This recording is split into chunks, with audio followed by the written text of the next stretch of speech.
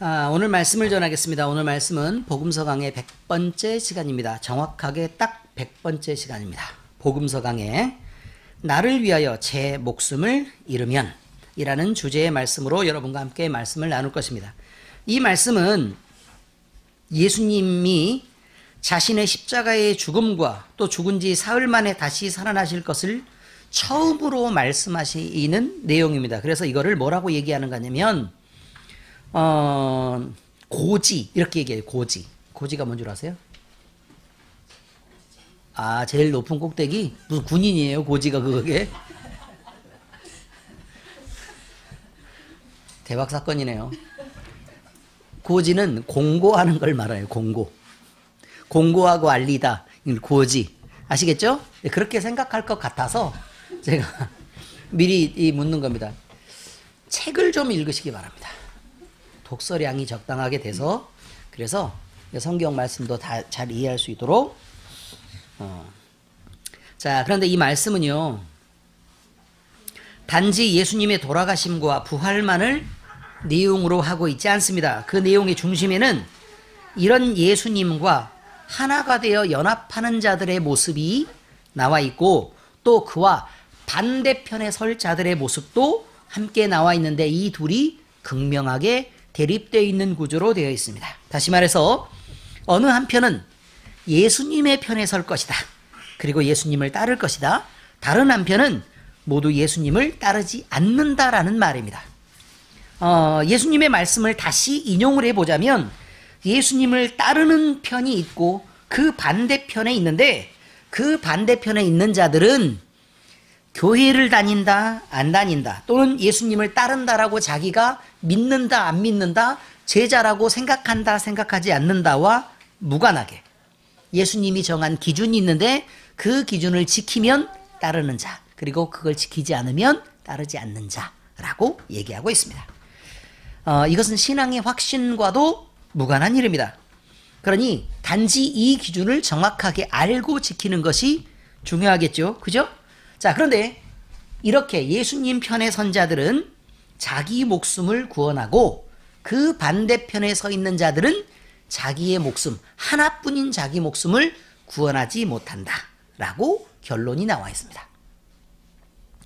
이 경고의 말씀을 바로 듣고 우리 엘림교에 속한 모든 성도들은 제 십자가를 지고 예수님을 따르는 자들이 되기를 예수님 이름으로 축복합니다. 이것이 먼저 만들어낸 결론입니다. 성경 말씀의 내용은 이렇습니다. 예수님은 갈릴리 바다를 중심으로 서남쪽 지역에 있던 막달라 지역에 사역을 하고 계셨습니다. 그러니까 갈릴리 바다가 이렇게 세로로 이렇게 고구마처럼 생겼어요. 고구마 잘 아시죠? 근데 고구마처럼 이렇게 생겼는데 서남쪽이니까 이 고구마에 이게 지중해 쪽 있죠? 그 남쪽에 막달라 지역이 있었습니다. 근데 그 막달라 지역의 사역을 이제 마치고 갈릴리 호수 북방 헬몬산이라는 산이 있어요. 그러니까 고구마가 이렇게 있으면 여기 왜 헬몬산이라는 산이 있는데 이 지역의 지형이 대단히 아름답고 그 다음에 훌륭한 백향목이 잘 자라고 있고 그 다음에 그쪽은 물이 풍성해서 이 갈릴리 바다에 물을 공급해주는 그런 역할을 하는 큰 산이 있는데 그쪽 헬몬산 자락 바로 아래에 있는 가이사랴 빌립보 지역으로 옮겨갔습니다. 빌립보 그러면 생각나는 거 있죠? 누가 생각나요? 사도 바울이요. 그 빌립보는 터키에 있는 지역입니다. 그래서 이쪽 지역에 있는 빌립보와 그쪽을 구분하기 위해 가이사랴 빌립보라고 앞에 가이사랴라는 걸 붙입니다. 자, 이 가이사랴라는 명칭은요. 가이사랴를 기념한다. 가이사가 누구예요? 가이사. 총독인 가이사 아구스토가 있어요. 팔레스타인 지역의 분봉왕이었던 헤롯 왕에게 이 땅을 하사한 것입니다. 가이사라는 사람이 땅을 하사하니까 헤롯이 이 지역을 빌립보 지역을 가이사를 기념하는 빌립보라는 이름으로 가이사랴 빌립보라고 이름을 지었던 것이죠. 어쨌든 이곳은 자 아시아에서 넘어가는 유럽으로 넘어가는 길, 아시아에서 아프리카로 넘어가는 이 길에 중심에 있는 지역이기 때문에 모든 물자가 풍부하고 그 다음에 풍광은 산과 계곡이 이렇게 있으니까 아름다운 휴양도시이기 때문에 이방인들이 살기에 좋아해서 아주 많이 거주했던 곳이다. 이렇게 여러분이 알면 되겠습니다. 예수님은 공생애 3년을 사셨습니다. 그런데 이 3년의 사역 중에 2년의 사역을 이미 끝내고 이제 마지막 1년 십자가를 향해서 구체적으로 다가가야 되는 그 1년이 채 남지 않았을 때에 갈릴리 중심으로 이제 북방 지역으로 옮겨와서 이제 이 지역을 사역하신다 이런 말이에요. 그런데 여러분 왜 북방 지역으로 옮겨왔을까요? 그 전에 여러분들이 성경을 읽어보면 그 앞에 내용이 나와요. 어떤 내용이 나오죠? 어떤 내용? 저번 주에 우리가 설교했던 내용 아시죠? 어떤 내용이 나오죠? 네, 그 다음에요. 예수님을 유대인들이 배척했던 내용이 나오죠? 배척하고 나니까 어디로 지금 오신다고요, 지금? 네, 북방 지역에 이방인들이 많이 사는 지역으로 오신다, 이 말이에요. 복음을 받아들이고 수용하는 자들에게 있는 은혜가 있고 그것을 배척하면 예수님은 그 지역을 머무른다, 떠나신다. 떠나신다, 이런 말이에요. 떠나신다. 그래서 그 은혜가 그동안 아브라함과 이삭과 야곱의 자식이었던 그 세대들을 쭉 이렇게 그 자식들을 통해서 이어왔던 그 전승대로 우리 하나님이다 라고 믿었던 그 하나님을 자기들의 규례와 율례를 통해서 배척했기 때문에 그래서 자기들의 마음으로 밀어낸 예수 그리스도를 이제 예수님은 이제 실패했다 이렇게 말하지 않으시고 그 복음이 넘어가서 이제 이방인들의 땅에도 이렇게 전달되고 있는 것입니다. 하나님은 이것들을 의도하셨을까요? 의도하지 않으셨을까요? 의도하셨죠. 그러니까 그 전에 구약에는 끊임없이 이방에 대한 복음의 전파들이 계속해서 예언이 되어 있는 것입니다. 자, 이렇게 북방 지역 사역 중에 이곳 땅을 가이사랴 빌립보 땅을 방문하시고 제자들과 함께 이제 그 자리를 마련하고 제자들을 가르치셨는데 말씀을 가르치고 나눈 내용 중에 오늘의 본문의 내용이 있는 것입니다. 예수님은 마태복음 16장 21절 28절에 그렇게 나와 있어요. 장로들과 대제사장들과 서기관들에게 많은 고난을 받고 죽임을 당하고 제3일에 살아나야 할 것을 제자들에게 비로소 나타내시니 라고 얘기하니까 그럼 비로소 나타내셨다라는 말은 그 전에는 이걸 나타냈다 안 나타냈다? 안 나타냈다 그 말이에요. 이제 처음으로 공개하고 있는 것이다 이런 말이에요. 베드로가 예수를 붙들고 항변하여 이르되 주여 그리 마옵소서 이 일이 결코 죽게 미치지 아니하리이다. 베드로가 지금 등장하죠. 혹시 이 앞쪽에 있는 말씀이 뭔 줄 기억하시는 분 계십니까? 바로 앞쪽 내용이 뭐예요? 베드로의 신앙 고백이에요. 주는 그리스도시요 살아계신 하나님의 아들이시니이다 라고 얘기하니까 이제부터 너는 시몬이라 하지 않고 베드로라고 하리니 내가 이 반석 위에 교회를 세우고 네가 땅에서 매면 하늘에서도 맬 것이요 땅에서 불면 하늘에서도 불 것이다. 이렇게 얘기했던 그 철창 권세를 주셨다라고 선포된 바로 다음 얘기예요. 바로 다음 얘기. 자, 그런데 베드로가 예수님을 붙잡고 이렇게 그러면 이 일이 결코 죽게 미치지 아니하리이다. 그러면 베드로에게 땅을 다스릴 모든 권세를 다 주셨으면 베드로에게 주셨으면 말이에요. 사람에게 주셨으면 그러면 베드로가 예수를 붙들고 항변하면서 이 일이 결코 주님에게 이루어지지 않을 것입니다 라고 선포하면 어떻게 돼야 돼요? 이 일이 이루어져야죠. 그래서 예수님 십자가에서 못 돌아가셔야 되는 상황이란 말이에요. 대충 의미를 아시겠습니까? 이런 거예요. 그런데 예수님께서 뭐라고 말씀하시느냐? 돌이켜 베드로에게 이르시되 시몬도 아니고 뭐에게 이르다고요? 베드로에게 이르시되라고 얘기해요. 베드로에게 이르시되. 베드로의 뜻이 뭐죠? 반석이에요. 반석. 아시죠? 베드로에게 이르시되 사탄아 내 뒤로 물러가라. 너는 나를 넘어지게 하는 자로다. 내가 하나님의 일을 생각하지 아니하고 도리어 사람의 일을 생각하는 도도 아시고. 그러면 자, 이 말에 이런 말이 나와 있어요. 사람의 일을 생각한다. 베드로는 누구를 생각했다고요? 그렇죠. 예수님을 생각했다고요. 어떤 예수님이요? 지금 자기와 함께 계신 예수님.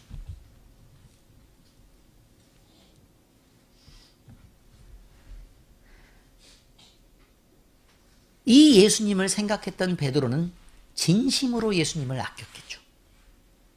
그런데도 뭐라고 얘기하죠? 사탄아, 내 뒤로 물러가라 라고 얘기하고 있습니다. 뒤로 물러가라는 넌 앞서지 말아라, 이런 말도 포함되어 있는 것입니다. 뒤로 가라. 이에 예수께서 제자들에게 이르시되 누구든지 나를 따라오려거든 자기를 부인하고 자기 십자가를 지고 나를 따를 것이니라. 그러면 보세요. 예수님보다 앞서가는 자는 있어요, 없어요? 말씀에 보면 없어야 돼요. 예수님보다 앞서가는 자는 없어야 되는 거예요, 그냥. 그리고 예수님을 따라가는 자만 있는 거예요. 근데 그 뒤편에서 따라가는 자와 따라가지 않는 자가 있다라고 성경은 얘기하고 있다, 그런 말이에요. 누구든지 제 목숨을 구원하고자 하면 잃을 것이요. 그러면 따라가지 않는 자는 자기 목숨을 구원하는 자 쪽에 속한 거예요. 두 개를 양쪽으로 구분해서 쓰는 거예요. 예수님을 따르는 자와 따르지 않는 자. 따르지 않는 자는 자기 목숨을 구원하는 자는 잃을 것이요. 누구든지 나를 위하여 제 목숨을 잃으면 찾으리라. 그러면 잃지 않으면 찾지 못한다라는 말하고도 똑같은 말이에요. 여러분은 여러분의 목숨을 거의 잃을 뻔했다. 이걸로는 찾을 뻔했다 정도로 끝나야 돼요. 그러니 여러분들이 예수 그리스도를 믿으면서 나는 거의 희생에 가깝게 했어 라고 얘기하면 거의 살 뻔했네 라는 정도의 수준에 이르게 되는 거라, 그런 말이에요. 그럼 살까요, 못 살까요? 그런 뜻이에요. 그냥 알아서 생각할 일이에요. 사람이 만일 온 천하를 얻고도 제 목숨을 잃으면 무엇이 유익하리요? 사람이 무엇을 주고 제 목숨과 바꾸겠느냐? 그러니 목숨이 귀한 걸 알면 어떻게 해야 된다고요? 어떻게 해야 된다고요? 예수님을 자기 십자가를 지고 따라야 된다. 물론 정확한 얘기는 다시 또 해드리겠습니다. 인자가 아버지의 영광으로 그 천사들과 함께 오리니 그때 각 사람이 행한 대로 갚으리라. 믿은 대로 갚아요, 행한 대로 갚아요? 행한 대로 갚아요. 여러분이 아무리 믿음이 좋아도 행하는 것이 그 모양 그 꼴이면 그대로 갚는다, 이런 말이에요. 진실로 너희에게 이르니 여기 서 있는 사람 중에 죽기 전에 인자가 그 왕권을 가지고 오는 것을 볼 자들도 있느니라. 이렇게 되어 있습니다. 자, 이 말씀에 대해서 좀 더 보겠습니다. 이 말을 예수님이 고난을 받고 십자가에 매달리고 돌아가셨다가 제3일에 다시 살아날 것을 얘기하자 이 말을 듣고 있던 베드로는 예수님을 붙잡고 자기가 사랑하고 자기가 지금까지 온 마음을 다해서 따르는 예수님에게 절대로 이런 일이 일어나지 않도록 자기가 적극적으로 나서서 무엇인가를 해보겠다라는 마음을 가졌을 것입니다. 어떻게 예수님을 죽일 수가 있냐? 공의의 이것들이 차라리 내가 죽어도 내 목숨을 다해서라도 예수님을 반드시 지켜내겠다라는 그런 각오가 있었을 것이라, 그런 말이에요. 베드로의 이런 모습을 보신 예수님은 자신의 순환과 죽음을 만류한 베드로를 크게 혼내고 질책합니다. 이렇게 질책을 받은 베드로가 부활 후 예수님을 향한 고백에서도 보았듯이 결코 예수님을 그는 사랑하지 않은 것이 아니었습니다. 요한의 아들 시몬아, 네가 나를 사랑하느냐? 라고 얘기했을 때 베드로가 뭐라고 대답했죠? 그럼요. 주님, 저는 당신을 사랑합니다. 라고 대답했어요. 내가 주님을 사랑하는지 주께서 아십니다. 그럼 내 양을 먹이라. 요한의 아들 시몬아, 네가 나를 사랑하느냐? 라고 얘기했을 때, 아니 내가 주님을 사랑하는지 주님이 더 잘 아시지 않습니까? 그러면 내 양을 치라. 또 묻죠. 요한의 아들 시몬아, 네가 나를 사랑하느냐? 많은 고민을 하다가 내가 주님을 사랑하는지 주님이 아시지 않습니까? 다시 내 양을 먹이라. 여러분, 베드로의 사랑은요, 우리가 따라가기 어려울 만큼의 사랑입니다.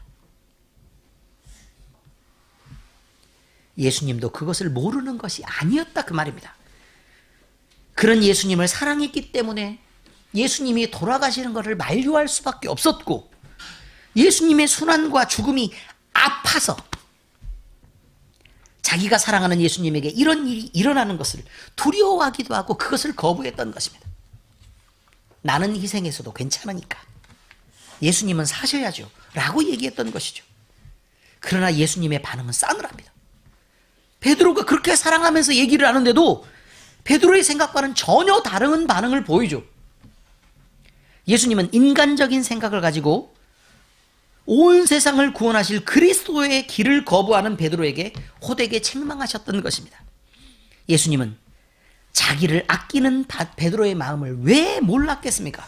아닙니다. 충분히 알았습니다. 예수님은 베드로가 어떤 마음으로 그런 말을 했는지 절대로 모르실 리가 없습니다. 그런데도 베드로를 책망하신 것, 이것은 그가 하나님의 뜻을 묻지 않고 자신의 감정과 자기의 생각을 우선해서 주장했던 것 때문이었고, 그런 자신의 생각은 사탄이 주었다는 사실조차도 눈치채지 못했기 때문에 그렇습니다. 이것은 예수님을 온 세상의 구원자로 보내신 하나님의 일을 그르치려는 마음을 반영하는 그런 생각이었다는 것을 그가 분별하지 못했기 때문에 그렇게 된 것입니다. 그러니까 예수님이 그렇게 얘기하죠. 사탄아,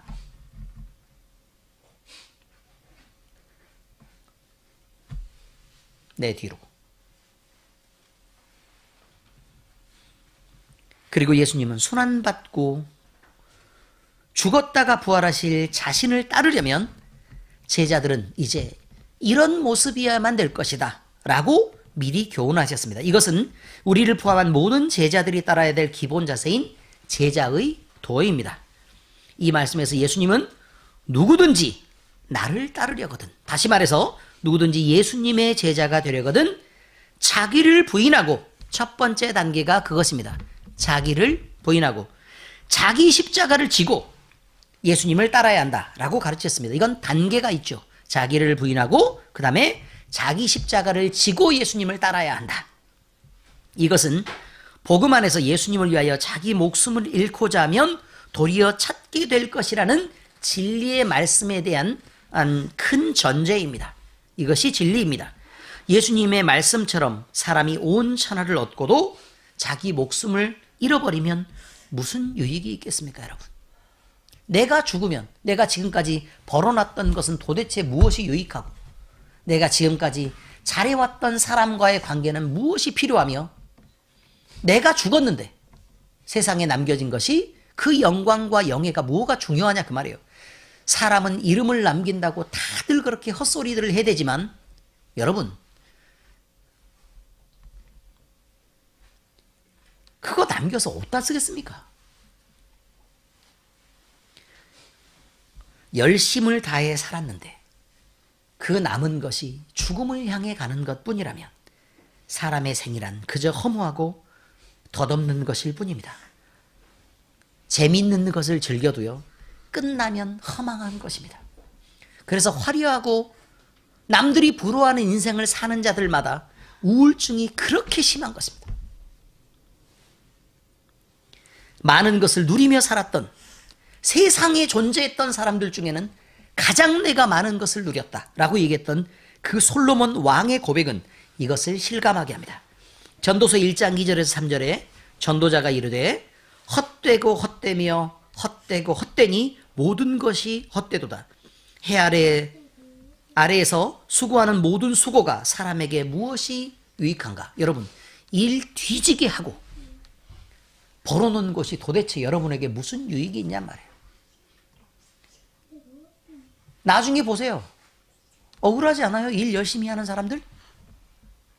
남들은 매 놀면서 그냥 그렇게 인생을 그냥 쉽게 쉽게 살아가는데 나만 죽으라고 이랬더니 결과는 내 몸의 병뿐이고 일한 것만 남았지 누가 하나 인정해주는 사람도 없고 결국 돌아오는 것은 저런 바보, 저렇게 죽으라고 일하면 뭐 남냐? 라는 것들밖에 없다면 도대체 일하는 열심히 뭐가 있냔 말이에요.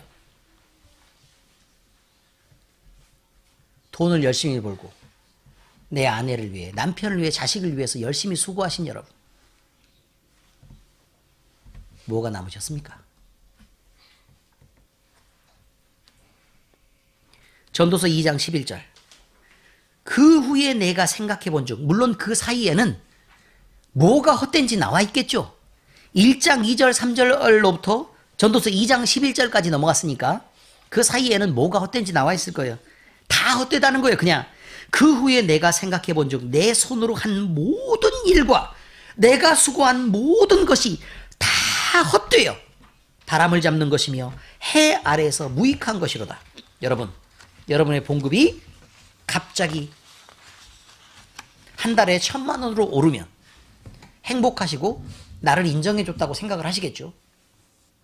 성경 말씀에 따르면 솔로몬처럼 많이 가져도 헛된 것을 넘어갈 수가 없습니다. 육신의 생애 아래 있는 모든 것은 결국 헛되고 무익할 뿐입니다.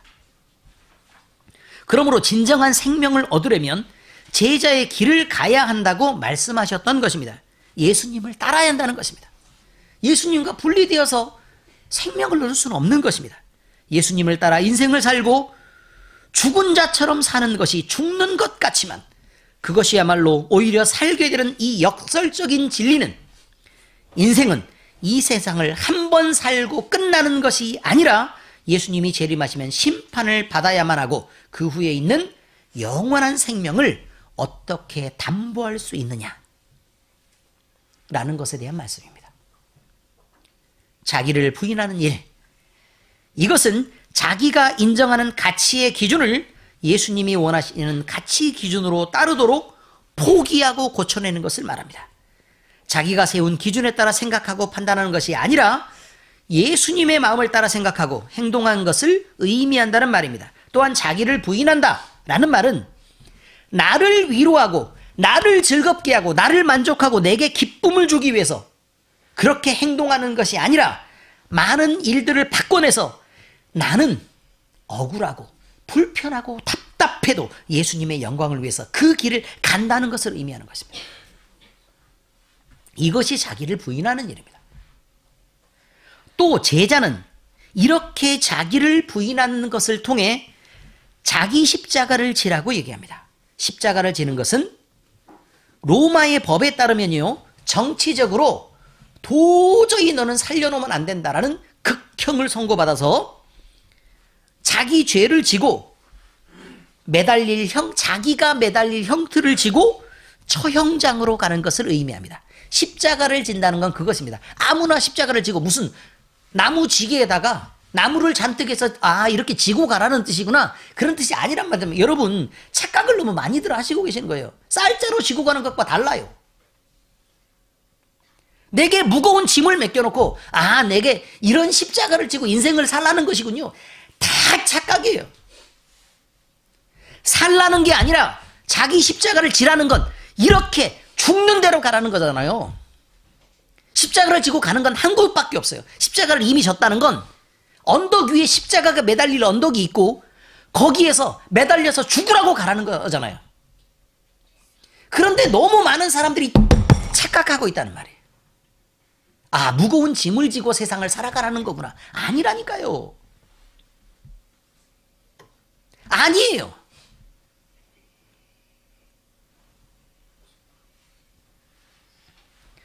십자가는 죽음을 의미하는 거예요. 십자가를 진 자라는 의미는 먼저 인생으로서 죽을 일 단 한 가지만 남았다는 뜻이에요. 이제 살 일은 끝났다는 거예요.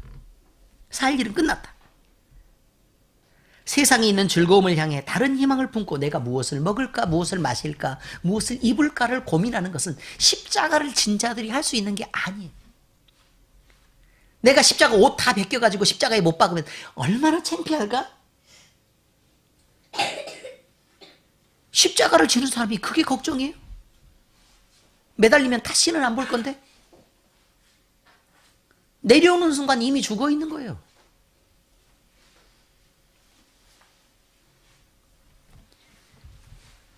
희망을 품고 사는 것, 인생으로서 희망을 품고 사는 것, 이것은 십자가를 진 인생이 아닙니다. 또한 이와 마찬가지로 세상에 있는 걱정과 고민 역시 십자가를 진 자들의 몫이 아니란 말이에요.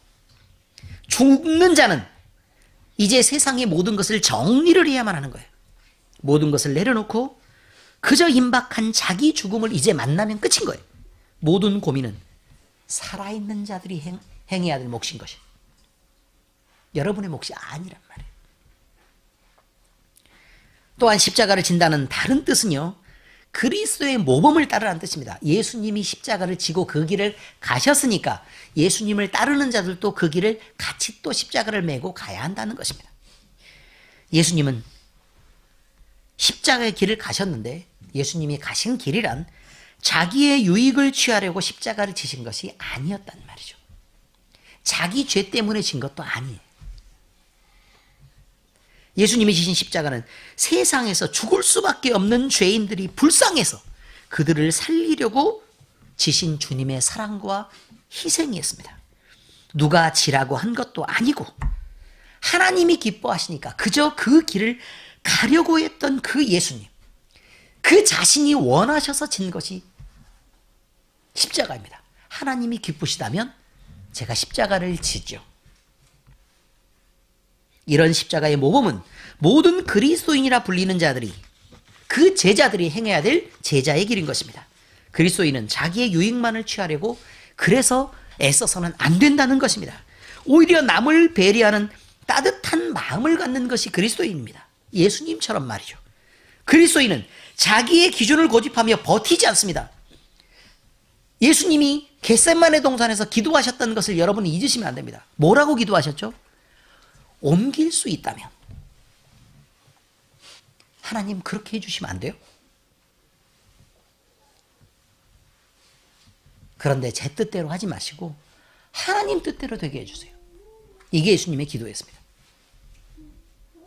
여러분은 하나님 앞에 뭐라고 기도하십니까?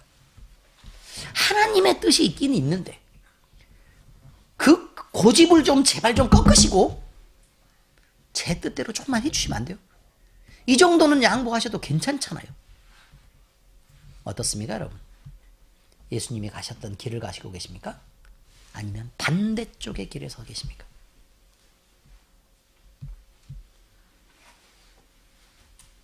교회 안에서 여러 가지 회의가 있을 수 있습니다. 있지요? 남녀전도의 회의가 있을 수 있습니다. 그런데요, 나보다 내가 생각하는 게 완벽하게 맞아요. 남이 생각하는 건 아유, 저게 무슨 생각이 있는 거야, 없는 거야. 이런 생각을 가진 의견들을 내놓을 때가 있단 말이에요. 그렇지 않습니까? 아니, 고개를 다 끄덕이시네. 다들 똑똑하신가 봐요.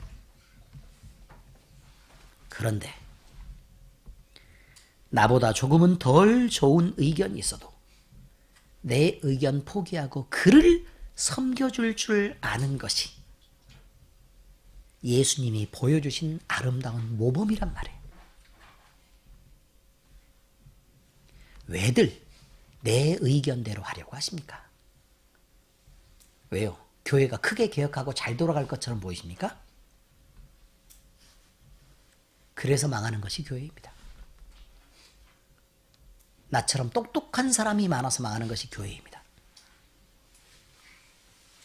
하나님이 기뻐하시는 일을 위해 헌신하고 희생이 따르더라도 또 좀 더디 가더라도 좀 못한 일로 가더라도 그 길을 만족하며 즐거워하는 것, 이것이 우리 예수님의 모범을 따르는 제자의 길이라 그런 말입니다.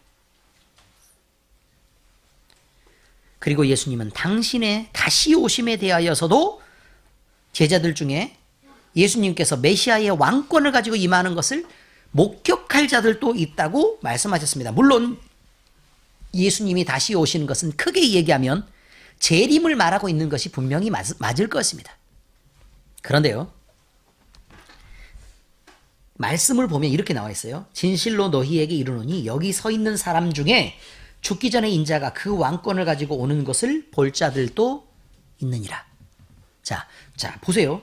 다시 오신다고 얘기했죠? 근데 여기에 있는 사람들 중에 왕권을 가지고 오는 것을 볼 자들도 있느니라 라고 얘기를 하셨으니까, 그러면 잘 보면 예수님이 거짓말을 했거나 아직 재림 안 했으니까. 아니에요? 아니면 우리가 단지 너무 재림 쪽으로만 한쪽으로 몰아가는 경향이 있는 것, 우리의 착각이 있었던 것을 얘기하고 있습니다. 누구든지 베드로를 잘 살펴보란 말이에요. 여러분이 예수님의 편을 든다고 예수님의 생각대로 움직이는 게 아니란 말이에요. 착각들을 놓으세요. 여러분이 예수님의 편 들고 여러분이 신앙이 있는 척, 신앙인으로 행동하는 것처럼 한다고 해서 여러분이 하나님의 뜻을 행하고 있는 것은 아니라 그런 말이에요. 그런데 여기서 다시 생각해 보시면 이렇게 생각할 수도 있어요. 예수님이, 부활하신 예수님이 승천하셨죠. 하나님 우편에 가서 앉아 계신다라는 말은 우리의 신앙 고백에도 나와 있는 내용입니다. 맞습니까? 그렇죠? 자, 그런데 예수님이 다시 오시는 걸 분명히 보고 느꼈던 사건들 중에 하나는 뭐가 있는 거냐면, 마가의 다락방에 예수님의 영이라고 불리는 그 보혜사 성령님의 임재입니다. 여러분, 천년 왕국을 뭐라고 얘기를 하고 있어요? 성령 하나님이, 예수님이 보내신 성령 하나님이 우리 마음속에 오셔서 우리와 동행하며 왕노릇 하시는 그 시간들을 천년 왕국이라고 얘기하죠. 그럼 그때도 뭐라고 말하냐면 왕노릇 하신다라는 말을 쓰고 있다는 걸 여러분들이 알아야 돼요. 그러면 이때 예수님이 말씀하시는 죽기 전에 인자가 왕권을 가지고 오는 것을 볼 자들도 있느니라라고 얘기하는 말씀은 오히려 어디에 가까운 말씀인 것이냐면, 왕권을 가지고 온다라는 말은 오히려 예수님의 재림과 완전한 심판을 의미하는 게 아니라 보혜사 성령님이 우리 마음속에 오셔서 성령 세례를 받고 실제로 예수 그리스도가 우리와 함께 계시고 왕노릇 하시는 것을 느끼는 그런 순간이 훨씬 더 강력하게 느껴지는 것입니다. 제자들은 마가의 다락방에서 성령 하나님이 임재하셨을 때 깜짝 놀랐습니다. 그들은 두려움을 모르고 죽음까지도 그들을 막아내지 못했습니다. 그들은 예수님을 향해서 예수님이 말씀하셨던 십자가를 지고 나를 따를 것이니라 라는 것들을, 그런 인생을 살게 되었습니다. 그렇지 않습니까? 자기를 부인하는 일을 성령 하나님이 오셔서야 비로소 할 수 있게 되었습니다. 우리는 모든 짐을 벗고, 시기적으로 말해요, 모든 짐을 벗고 그냥 편안하게, 그냥 왕노릇 한다니까 편안하게 막 이렇게 있는 것만 생각해서 그것을 기대하는 그런 기대와 그런 생각들을 가지고 행동하기가 쉽지만, 사실은 왕노릇 하는 것은, 왕이요, 편합니까? 여러분, 사극 안 보셨습니까? 왕노릇 하는데 모든 게 잔치만 열리고 다 끝났습니까? 아닙니다. 여러분, 다스리는 일을 해야 되는 것입니다. 일이 많아요. 그냥 범인으로 살 때보다, 세자 저하로 있을 때보다 왕이 되면 일이 많다고요. 성령 강림은 예수님의 영인 보혜사 성령님이 우리와 함께 계시려고, 우리 마음속에 들어오시려고 강림하신 사건을 의미하고 있습니다. 성령 강림하셨을 때 제자들은 우리를 위해 십자가를 지신 그를 분명히 보았고 그를 온전히 알게 되었습니다. 그리고 그를 늘 느끼게 되었습니다. 우리 안에 성령님이 계시면 우리는 그제서야 예수님의 말씀처럼 제자의 길을 걸을 수 있게 되는 것입니다. 착각은 이거예요. 예수님이 사람의 몸을 입고 이 땅에 오셨으니까 지금 성경 말씀대로 예수님이 사람의 몸의 형상으로만 오셔야 그게 그게 예수님이 다시 왕권을 가시고 오신다는 그런 착각이란 말이에요. 하나님은 무엇이니? 영이시니에요. 하나님은 뭐라고요? 영이시니. 하나님은 영이시란 말이에요. 근데 사람의 몸을 입었다 그래서 하나님의 모습을 제한하는 것은 다른 것이 아닙니다, 여러분. 하나님은 우리가 살다 보면 하나님이 기다리실 때가 있고 하나님이 일하실 때가 있습니다. 하나님은 우리가 지은 죄를 보고도 우리의 회개를 위해 시간을 보내면서 참으실 때가 있고 또 혼내면서 그 죄를 심판하시거나 또는 훈련하시면서 바꿔내실 때가 있습니다. 일하실 때가 있단 말이죠. 하나님은 우리의 기도를 듣고도 침묵하실 때가 있고 그 기도를 들어서 응답하실 때가 있습니다. 여러분, 하나님이 잠잠하시는 때에 하나님이 없다고 착각하시면 큰일 납니다. 그럼 하나님이 일하실 때에 여러분은 큰 위험을 만나게 됩니다. 하나님의 때는 우리가 모릅니다. 단지 우리는 그래서 섣부르게 우리 스스로의 기준과 판단으로 남을 평가하고 판단하는 일, 또 신앙을 평가하고 판단하는 일, 하나님의 때를 판단하는 일을 멈춰야 합니다. 그리고 하나님의 섭리와 그 섭리가 실현되는 하나님의 때를 기다려야 됩니다.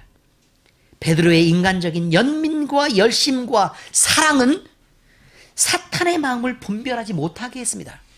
잊지 말으셔야 합니다. 우리는 조금 느리게 움직여야 합니다. 그리고 기도하고 생각할 시간을 가져야 합니다. 그래야 하나님의 뜻을 분별할 수 있고 그 뜻을 따라 살아갈 수가 있습니다. 우리가 예수님의 가시는 걸음에 앞서서 움직이는 것, 이것은 자기가 하나님이 되겠다라는 말과 전혀 다르지 않습니다. 우리는 예수님의 뒤를 따라야 합니다. 반드시 예수님의 뒤에 서야 하고 그리고 예수님을 따라가야 합니다. 근데 따르는 데는 반드시 두 가지 조건이 있죠. 어떻게 한다고요? 자기를 부인하고 그 다음 자기 십자가를 지고 나를 따를 것이니라 라고 말씀하시는 것을 여러분들이 반드시 기억해야 될 것입니다. 오늘도 성령 충만한 은혜와 성령 하나님의 이끄심이 여기서 예배하는 우리 모두에게 임하시기를 예수님 이름으로 축원합니다. 기도하겠습니다. 하나님 아버지, 우리는 어떤 인생을 살아야 할지 잘 모릅니다. 베드로처럼 우리 열심히 만든 신앙으로 이것이 하나님의 뜻이다를 말하고 막상 하나님의 말씀을 배우거나 알아가거나 공부하고 연구하는 것에는 열심을 갖지 못하는 때도 많이 있습니다. 우리가 겸손하게 하나님의 뜻을 배우게 하시고 익히게 하시고 분별하게 하시며 그 말씀에 의지하여 살아가도록 우리를 도와주시옵소서. 우리에게 성령 충만을 주시옵소서. 우리에게 성령 충만함으로 분별하는 은혜를 주시고 성령의 이끌리는 삶을 살아가게 하시옵소서. 하나님의 정하신 때를 우리 스스로 닥달하며 재촉할 일이 아니라 기다릴 줄 아는 인내도 주시고 하나님의 때에 움직일 줄 아는 열심도 허락하여 주시옵소서. 그저 게으르게 나태하게 머물지 않게 하시옵소서. 이제 우리가 주의 마음을 이해하며 주님의 뒤에 서고 주님의 자기 십자가를 지고 주님을 따라가는 주님의 뜻대로 살아가게 하시옵소서. 십자가의 은혜로 우리를 살려내신 우리 주님 예수 그리스도의 이름으로 기도합니다. 아멘.